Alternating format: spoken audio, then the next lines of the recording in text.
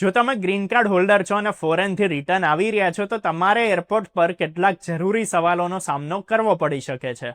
આ સવાલ CBP એટલે કે customs and border protection officer પૂછે છે અને એ જાણવા માટે પૂછે છે કે તમે યુએસમાં પરમેનન્ટ રેસિડેન્ટ તરીકે અત્યારે પણ એલિજિબલ છો કે નહીં.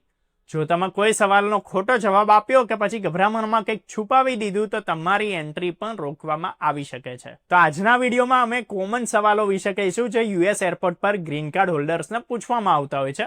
વિડીયોને એન્ડ સુધી જરૂરથી જુઓ કેમ કે અમે તમને કેટલીક એવી બોનસ ટિપ્સ પણ આપવાના છીએ જે તમને ઇમિગ્રેશન ઓફિસરથી સ્મૂથલી પસાર થવામાં હેલ્પ કરશે. તો યુએસ એરપોર્ટ પર જ્યારે તમે પહોંચશો તો ઇમિગ્રેશન ઓફિસર સૌથી પહેલો સવાલ તમને એ જ પૂછશે કે તમે કેટલા દિવસથી યુએસની બહાર હતા.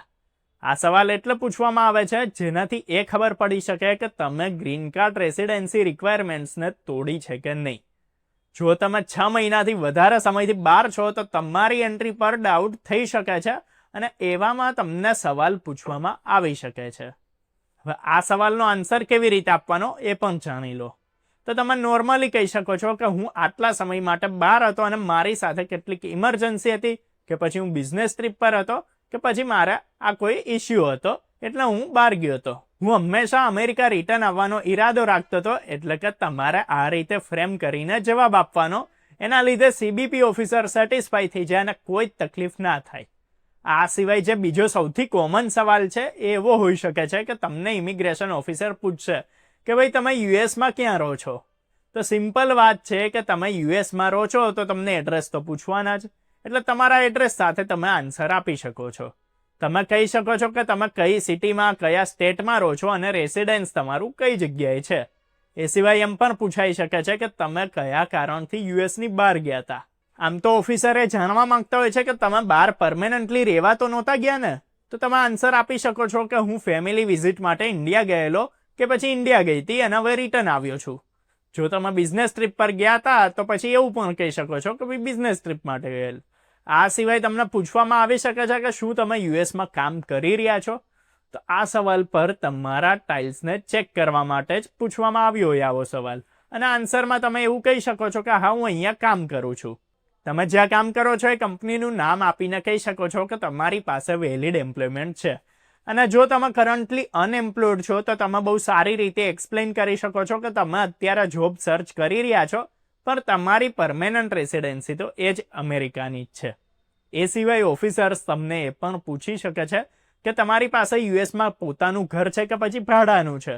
જો તમે રેન્ટ પર રહો છો અથવા તો પોતાના ઘરમાં છો તો રેસિડેન્સીનું સ્ટ્રોંગ પ્રૂફ તમારી પાસે હોવું બહુ જ જરૂરી છે. તમે રિપ્લાય કરતી વખતે કહી શકો છો કે હા હું આ સિટીમાં આ એપાર્ટમેન્ટમાં રહું છું, કે પછી તમે કહી શકો છો કે મારી પ્રોપર્ટી આ જગ્યાએ છે. અથવા તો જો તમે રેન્ટ પર રહો છો તો તમે એની ઇન્ફોર્મેશન આપી શકો છો. એટલે તમારે બધી વાતને સિસ્ટેમેટિક કહેવાની અને કોઈ પણ ડિટેલને છુપાવવાની નહીં, એનું ખાસ ધ્યાન રાખવાનું. હવે એક બહુ કોમન સવાલ છે પણ બહુ ઇમ્પોર્ટન્ટ પણ છે. એ છે કે ભાઈ ઓફિસર તમને એવું પૂછી શકે છે કે શું તમારા યુએસ ટેક્સીસ તમે ફાઇલ કર્યા છે. તો આ ક્વેશ્ચન બહુ કોમન છે અને કેટલાય લોકોને પૂછવામાં આવતો હોય છે. ગ્રીન કાર્ડ હોલ્ડર્સે દર વર્ષે યુએસમાં ટેક્સ ફાઇલ કરવાનું હોય છે, ચાહે ક્યાંય પણ રહેતા હોય એના યુએસ જવું જ પડતું હોય છે. એના માટે તો એનો આન્સર તમે આપી શકો છો કે હા દર વર્ષે મેં ટેક્સ ફાઇલ કર્યું જ છે. તમને એવું બી પૂછવામાં આવી શકે છે કે ડિક્લેર કરવા માટે તમારી પાસે કોઈ વસ્તુ છે, જેમ કે $10,000 વધારે કેશ, ઇલેક્ટ્રોનિક્સ, દવા, પ્લાન્ટ, સીડ્સ એક્સ્ટ્રા. તો તમારે એનો આન્સર કેવી રીતે આપવાનો છે એ કહી દઈએ કે જો તમારી પાસે કોઈ વસ્તુ છે તો એને ડિક્લેર કરી દો. આ સિવાય તમને વેલિડ રીએન્ટ્રી પર પણ પરમિટ પર પણ સવાલ પૂછાઈ શકે છે. જો તમે 1 વર્ષથી વધારે સમયથી બહાર હો તો તમારી જોડે રીએન્ટ્રી પરમિટ હોવી બહુ જ જરૂરી છે. તો તમારે એને પોતાની જોડે રાખવાની અને તમે કહી શકો છો કે હું અહીંયાથી 6 મહિનાથી ઓછા સમય માટે બહાર હતો, કે પછી તમે કહી શકો છો કે મારી પાસે વેલિડ રીએન્ટ્રી પરમિટ છે. હવે તમને એવું પણ પૂછાઈ શકે છે કે શું તમે યુએસની સિટીઝનશીપ લેવા માંગો છો. તો સવાલ પૂછવાનો ઇન્ટેન્શન એ હોય છે કે શું તમારે પરમેનન્ટલી યુએસમાં સેટલ થવાનો હેતુ છે કે નહીં. તો તમે એનો આન્સર આપી શકો છો કે હું ફ્યુચરમાં સિટીઝનશીપ માટે એપ્લાય કરવા માંગુ છું. અને જો તમે સ્ટુડન્ટ છો તો ના પાડી શકો છો કે ના મારા સેટલ થવાનો કોઈ જ પ્લાન નથી, હું અહીંયા F1 વિઝા પર છું અને ભણીને જતો રહીશ. આ સિવાય તમને ગ્રીન કાર્ડ રિલેટેડ સવાલ પણ પૂછાઈ શકે છે. તમને પૂછવામાં આવી શકે છે કે શું તમે તમારું ગ્રીન કાર્ડ છોડવા માંગો છો ખરા. જો ઓફિસર્સને એમ લાગે છે કે તમે પરમેનન્ટલી બહાર જઈ રહ્યા છો તો આ સવાલ તમને જરૂરથી પૂછવામાં આવી શકે છે. હવે એનો આન્સર બહુ ટ્રિકી હોઈ શકે છે, તો તમારે બહુ સારી રીતે કહેવાનું કે બિલકુલ નહીં, તમે તમારું ગ્રીન કાર્ડ છોડવા નથી માંગતા, એને મેન્ટેન કરવા માંગો છો અને યુએસમાં જ રહેવા માંગો છો. તો તમારા બધા સવાલના જવાબ બહુ ફર્મલી આપવાના, બહુ કોન્ફિડન્સની સાથે આપવાના, અને સાથે જ તમારું જે પણ સ્ટેટસ છે એ ડોક્યુમેન્ટ્સ તમારી જોડે હંમેશા રાખવાના, ચાહે એડ્રેસ પ્રૂફ હોય, જોબ પ્રૂફ હોય કે પછી બીજું કોઈ ડોક્યુમેન્ટ. આ બધી વસ્તુઓ તમારે ધ્યાનમાં રાખવાની. સવાલોના જવાબ કેવી રીતે આપવાના એ તો કહેવાઈ ગયું, પણ તમને કેટલીક બોનસ ટિપ્સ આપી દઈએ, જેના વિશે આપણે શરૂઆતમાં વાત કરી હતી. તો એક તો ટ્રાવેલ કરતા પહેલા જ તમારા ડોક્યુમેન્ટ્સને અપડેટ કરી લેવાના, એકદમ શાંત રહીને કોન્ફિડન્ટલી આન્સર કરવાના, ખોટી કે પછી અધૂરી વાત નહીં કરવાની. જો તમે 6 મહિનાથી વધારે સમય માટે બહાર જઈ રહ્યા છો તો રીએન્ટ્રી પરમિટ લેવાનું બિલકુલ ના ભૂલવું, એ જરૂરી અને ઘણી વખત કમ્પલસરી હોય છે.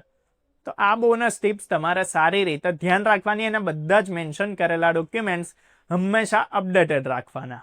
જો તમે બધી વાતોને ફોલો કરો છો તો તમારે ગ્રીન કાર્ડ હોલ્ડર તરીકે યુએસ એન્ટ્રી પ્રોસેસ તમારી એકદમ સ્મૂથ થવાની છે. તો આ વિડીયો પસંદ આવ્યો હોય તો લાઇક કરો, કામ લાગે એમ હોય એને શેર કરો, અને આવી જ અપડેટ્સ અને ઇન્ફોર્મેશન માટે જોતા રહો અર્બન ગુજરાતી.